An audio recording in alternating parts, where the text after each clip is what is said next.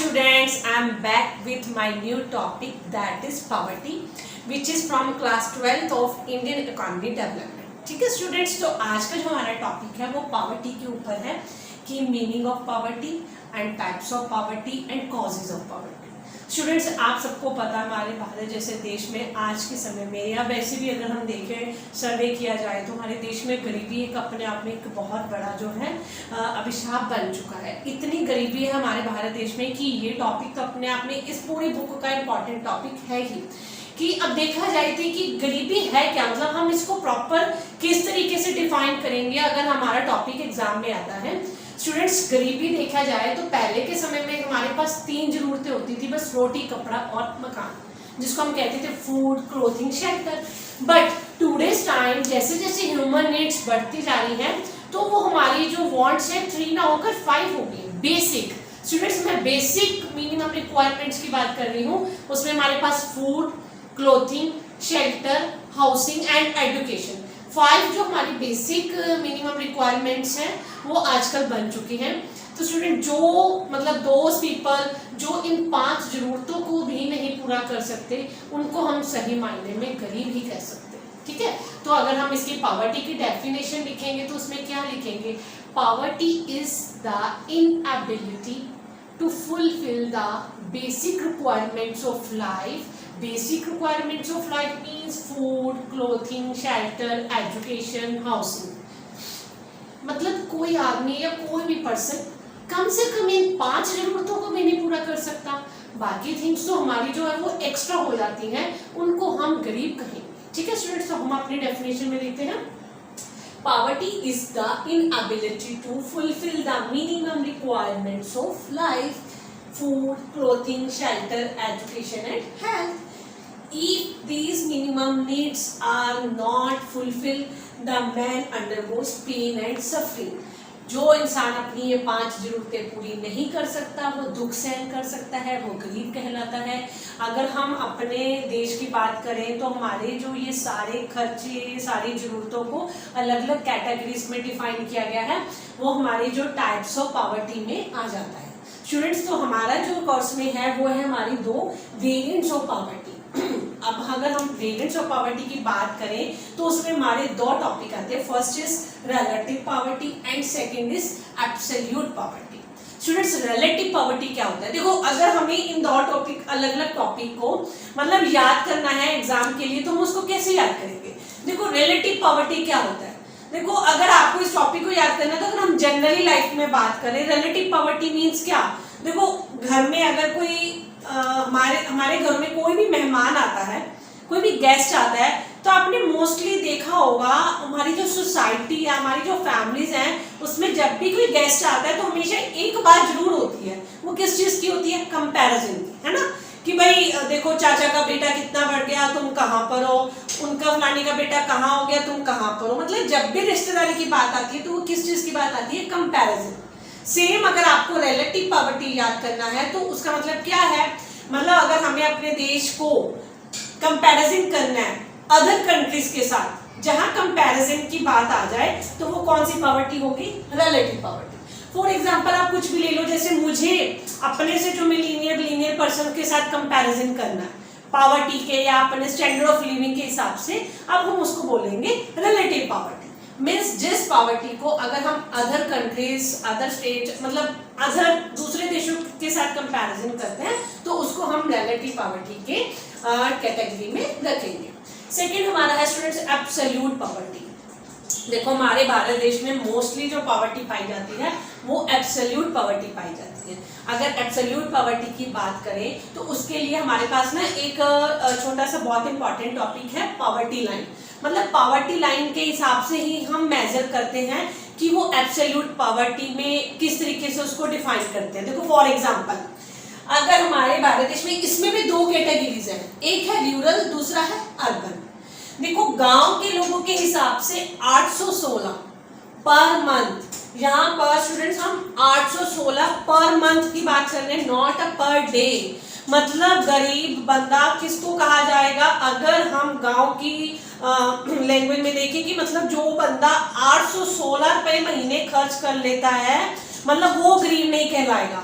और आज के समय में आप देख रहे हो ना, मतलब 800 तो आप एक दिन में या एक घंटे में पिज्जा खा सकते हो। तो मतलब 816 रुपए जो पर्सन महीने का खर्च करता है उसको हम कैटेगरीज करते हैं एब्सोल्यूट पॉवर्टी में। सेम एज इट अगर हम शहर की बात करें तो वो शहर का बंदा कम से कम पर मंथ 1000 रुपया पर मंथ की बात करते हैं कि अगर वो पर मंथ 1000 रुपया जो है अपना खर्च करता है, उसको हम एब्सोल्यूट पॉवर्टी में शहरों की लैंग्वेज में। अब यहाँ पर ये जो 1000 है मतलब रूरल के कंपैरिजन ज्यादा क्यों रखा गया है, क्योंकि उसमें ये थोड़ा बताया गया है कि जो शहर की लाइफ होती है वो कहीं ना कहीं गांव की लाइफ से थोड़ी सी कॉम्प्लिकेट और एक्सपेंसिव होती है, ठीक है। तो उसके हिसाब से 1000 रखा गया है। तो स्टूडेंट्स हमारे देश में ये जो मोस्टली वेरिएंट्स में देखेंगे तो एब्सोल्यूट पॉवर्टी ज्यादा पाई जाती है। ये तो थे हमारे वेरिएंट्स ऑफ पॉवर्टी। तो स्टूडेंट्स अब आगे हम पढ़ते हैं कॉजेज ऑफ पॉवर्टी। तो सबसे पहला हमारा जो पॉइंट है वो है low level of national product. Student देखो, आप इकोनॉमिक्स के स्टूडेंट्स हो, आपने अपने आसपास मोस्टली ये वर्ड सुना होगा ना, जीडीपी है ना। अगर हम अपने भारत जैसे देश की बात करें तो दूसरे देशों के कंपैरिजन हमारी जीडीपी बहुत कम है। मतलब हमारे भारत जैसे देश में इतनी पॉपुलेशन होने के बाद भी हमें मोस्टली प्रोडक्ट्स का जो डिपेंडेंसी है वो अदर कंट्रीज में रहती है।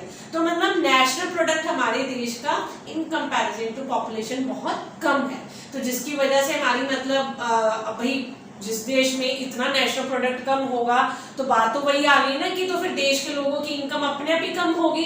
तो इस तरीके से हमारा जो फर्स्ट पॉइंट है वो है low level of national product.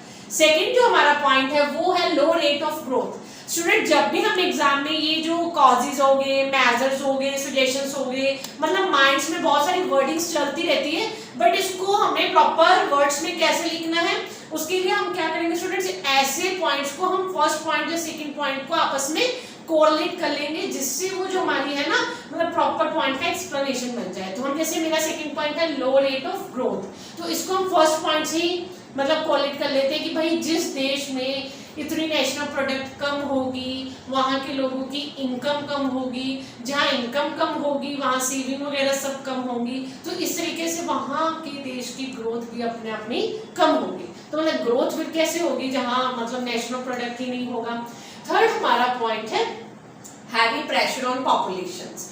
अभी हमारे भारत जैसे देश की बात करें तो पॉपुलेशन अपने आप में एक बहुत बड़ा एक प्रॉब्लमेटिक बन चुका है कि पॉपुलेशन इतनी ज्यादा हो गई है हमारे भारत देश में कि सरकार अपनी तरफ से हर कोशिश कर रही है मेजर्स टू रिमूव पॉवर्टी के लिए बहुत सारे एलिवेशन प्रोग्राम भी चला रही है। बट जो हमारे देश की पॉपुलेशन है वो मतलब प्रोडक्टिव भी नहीं है उतनी, और उसके ऊपर मतलब देश के ऊपर जो पॉपुलेशन का लोड है वो भी अपने आप में बहुत ज्यादा है।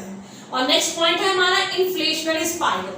अब भाई पॉपुलेशन ज्यादा, ग्रोथ रेट कम होने की वजह से हमारी इकोनॉमी में बहुत सारे अप डाउन्स आते रहते हैं। बहुत सारे अप डाउन्स की वजह से इन्फ्लेशनरी स्पाइरल मतलब इतना ज्यादा फैल जाता है कि लोगों को अपनी इनकम के हिसाब से अपनी जरूरतें पूरी करना मतलब थोड़ा मुश्किल सा हो जाता है। तो उसमें क्या होता है फिर वही इकोनॉमिक डिस्ट्रीब्यूशन की प्रॉब्लम आती है।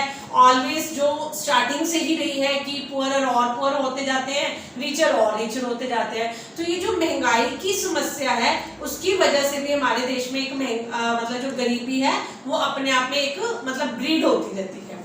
नेक्स्ट हमारा capital deficiency. Capital deficiency means जो कि हमारे सारे मतलब ये जो अगर हम गरीबी की बात करें तो जो सबसे बड़ा रीजन है वो यही है कि हमारे पास पैसे की बहुत कमी है। चाहे वो कोई एंटरप्रेन्योर हो, चाहे वो कोई फार्मर हो, अगर उसको अपना कुछ नया स्टार्ट करना है तो सबसे पहले उसके पास जो मेन एंड बेसिक प्रॉब्लम आती है वो आती है कि पैसे की कमी है ना। तो पैसे की कमी की वजह से मतलब वो जो हमारी पॉवर्टी है ऑलवेज ब्रीड होती रहती है अपने आप में, मल्टीपल इटसेल्फ है ना। तो ये हमारा रहेगा point capital deficiency. Next point is हमारा lack of able and efficient entrepreneur.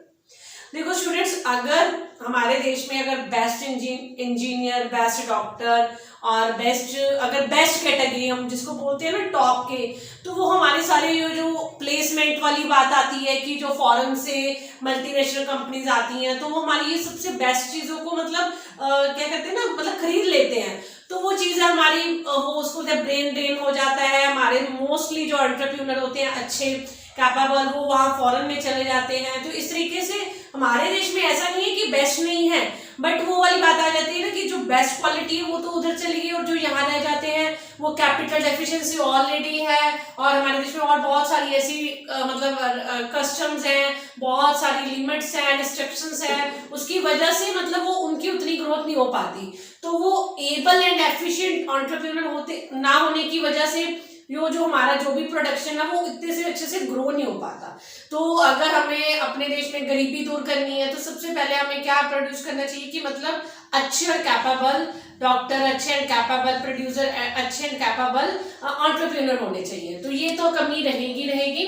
Next हमारा है आउटडेटेड सोशल इंस्टीट्यूशंस। आउटडेटेड मतलब अगर हम अपने देश की बात करें तो आज भी वो बहुत सारी बुराइयां या बहुत सारी ऐसी प्रॉब्लम्स हैं जो अभी भी लगता है कि हम अभी वहीं के वहीं हैं।